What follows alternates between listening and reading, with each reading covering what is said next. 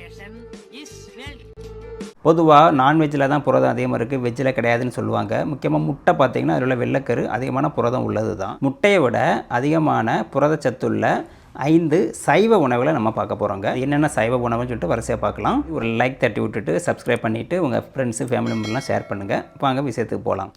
முதலாவது பார்த்திங்கன்னா கொண்டக்கடலை. அது உங்களுக்கு தெரியும், கருப்பு இருக்குது வெள்ளையும் இருக்குது. அதில் கருப்பு தாங்க சத்து வாய்ந்தது. தானியங்கள், கடலை, லெஜூம்ஸ் இதிலெல்லாம் வெள்ளையை விட கருப்பு தான் ரொம்ப சத்தாக இருக்குங்க. அப்போ நீங்கள் ஒரு அரை கப்பு அளவுள்ள கொண்டக்கடலையை சமைச்சு சாப்பிட்டிங்கன்னா உங்களுக்கு 7.3 கிராம் அளவுள்ள புரதம் புரோட்டீன் கிடைக்குது.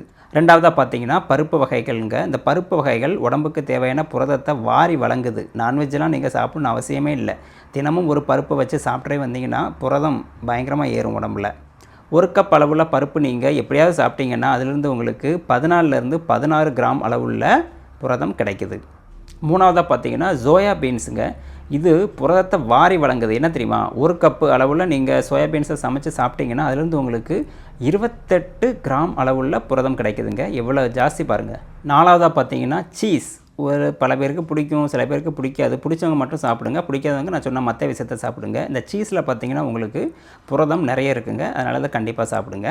அஞ்சாவதாக பார்த்தீங்கன்னா நட்ஸு, சீட்ஸு, அந்த மாதிரி பாதாம், பிஸ்தா அதெல்லாம் இருக்குது இல்லையா, இதில் புரதம் அதிகமாக இருக்குது. இதை ஒரு ஸ்நாக் மாதிரி கூட நீங்கள் சாப்பிட்டு வந்தாலே உங்களுக்கு நார்மல் ஃபுட்லேருந்து புரதம் கிடைக்காட்டாலும் இது காம்பன்சேட் பண்ணிடும். அதனால் இதையும் மிஸ் பண்ணாமல் சாப்பிடுங்க. இப்போ நான் சொன்ன அந்த 5 உணவும் பார்த்தீங்கன்னா சைவ உணவுகள் தான். ஆனால் முட்டையை விட இதில் புரதம் ஜாஸ்தியாக இருக்குன்னு கண்டுபிடிச்சிருக்காங்க. அதனால் அதுக்காக நான்வெஜ் சாப்பிட வேண்டாம்னு இல்லை. இது சைவம் மட்டும் சாப்பிடக்கூடியவங்களுக்கு இதை நீங்கள் ஃபாலோ பண்ணுங்கள். நான்வெஜ் சாப்பிடக்கூடியவங்க நான்வெஜ்ஜும் சாப்பிடுங்க, இதையும் சாப்பிடுங்க.